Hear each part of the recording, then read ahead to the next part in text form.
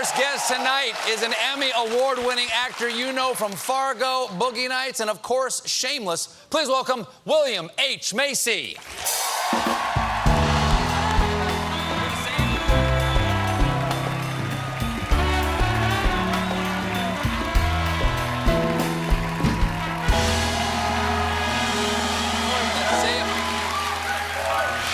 I like that you attack the stage with purpose. That's nice. Yep. No indistinct movements from William H. Macy. There's an actor who makes choices. Makes you look weak if you don't. Really? Yeah. We don't want that. The crowd will turn on you and tear you apart like piranhas on a pork chop. It's true. So now you also direct. You've directed 3 movies now. I did. Okay. I directed a Shameless, and I directed 3 films. The third one is kind of out there. It's What's it fun.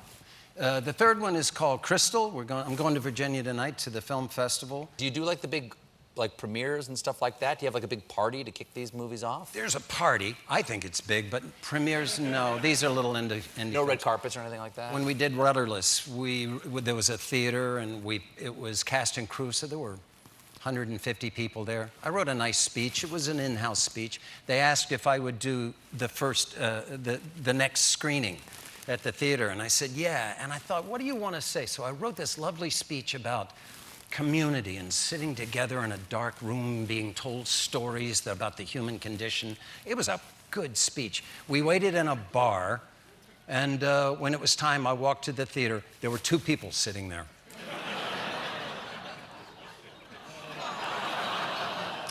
I said, I'm the director, I'm supposed to talk to you. Or, I was at this cool bar, we could go get a hamburger.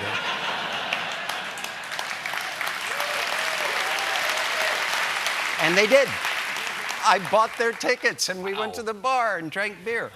I had a similar situation once. The first professional play I did after I graduated from college, we, for like our second night, we went out there, and it was a cast of 8, and there was 1 person sitting out there.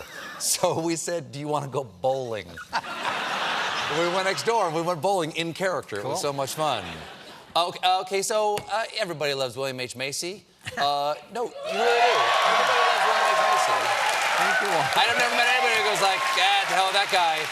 And I can't remember, like, you've got an accomplished and varied career, but like every young actor, you took some parts that were a little bit smaller. Are there any roles from earlier in your career that you look back on and go like, I could do that better, or? I'm fond of all of them. I didn't do much television. I did ER. That's where I met John. I was on ER. This I heard about. For about 4 or 5 seasons as a recurring character. Chris Chulak was on that show, and he was directing. And my character, Dr. Morgenstern, had a heart attack, so I was in the hospital. And it was a scene where Laura Innes comes in to look at me, and I said, Chris, I got an idea. What if I drop the thing and I lean over, and of course my butt was exposed. And so, yeah, when Laura comes in, and then she'll see my ass, it'll be so funny. And Chris goes, I don't know. And I go, come on, man, this is what we need this. This is good. We're trying to sell tickets, and Chris looked at me and he said, all right, but you be careful or that'll turn into a 3-shot. So, here's the thing.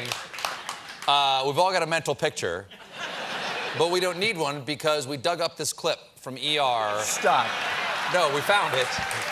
We heard about the story, so we found it. Here we go. Hello? Dr. Morgenstern? Here, come here. David. Well, a guy has a tendency to get away from you. What? Now, congratulations. Did that scene play exactly the way you imagined it? Yes. Okay. Now, here's the thing. The people here in the audience saw your butt. And, like, full crack, like bike rack, crack. People in 1998 watching this on NBC saw your butt. But 20 years later, almost 20 years later, CBS has told us that they're going to blur that at midnight so people can't see your butt. Where have we lost our way as a nation, William H. Macy? 20 years ago, NBC, a basic cable network did that, and we can't do it. It's not right. You know what?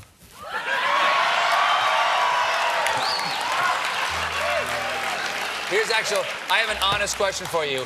Is 20 years later, would you still do that scene? Are you still, would you, in the situation was right, would you still do the butt shot? 20 years later, and I am still doing that scene. Have you Oh, seen that's right, you're on Shameless. Shameless? Of course, yeah. Oh my God, I'm dropping my knickers every other show.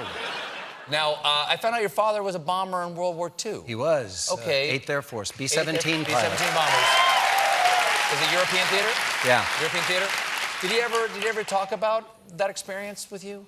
He did. One time I was flying back to Chicago where I was living from Cumberland, Maryland. He said, I'll drive you. I said, to the airport, Pop? You don't have to. He said, no, I'll drive you to Chicago. I said, really? He told me all his, I never spoke for 2 days of travel. He told me all about the war. He told me about every single woman in his life. More than I needed, but it was fascinating. Wow. And it was all in those 2 days. He said he had gone on a milk run, which is supposed to be an easy run, and then they hit a bunch of flak on the way back just before they got to the channel. And then when that was over, he decided to have a cup of coffee. So he reached down, got his thermos, screwed the lid off, dropped it, picked it up again, poured the thing, and there was wind rushing. And he looked at the window, there was a hole this big around, and he looked at the other side of the fuselage, and there was the exit hole. And the only thing he can figure is when he dropped that lid or when he reached for the coffee, or I wouldn't be here. Wow. Did you get the bug for flying? Like, did you have a pilot's license or anything like that? I ride motorcycles, and I'm taking enough of a chance with my life. Oh, wow. Wow, do you do like long hauls, like cross country, anything like that? I have, wow. by myself, a couple of them. Wow. With some of the lads on my show, too. How does your lovely wife, Felicity Huffman, feel about you riding a motorcycle? Because my wife will not let me do it.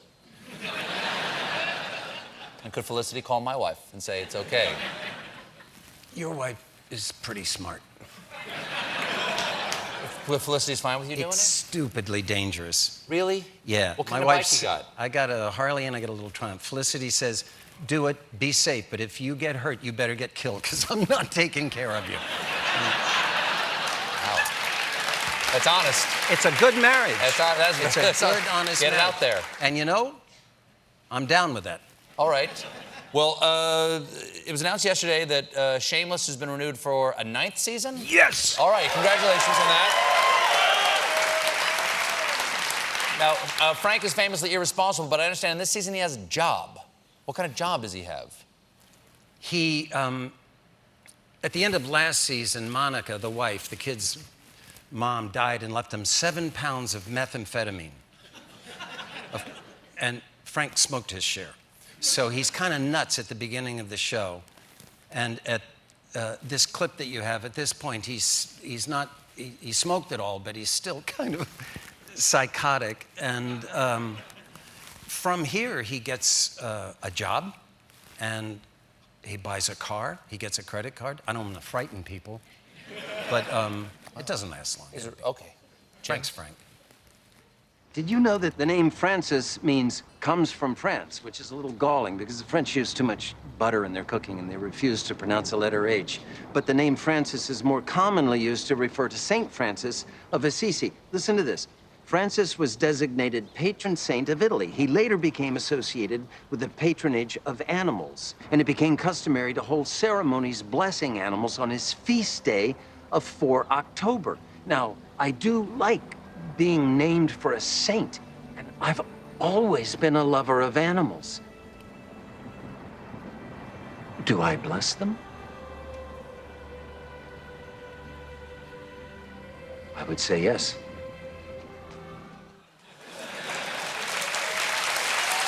He's nuts. He is nuts. Yes. Well, St. William, thank you for being here. William H. Macy, everybody. Shameless airs Sunday nights on Showtime. We'll be right back.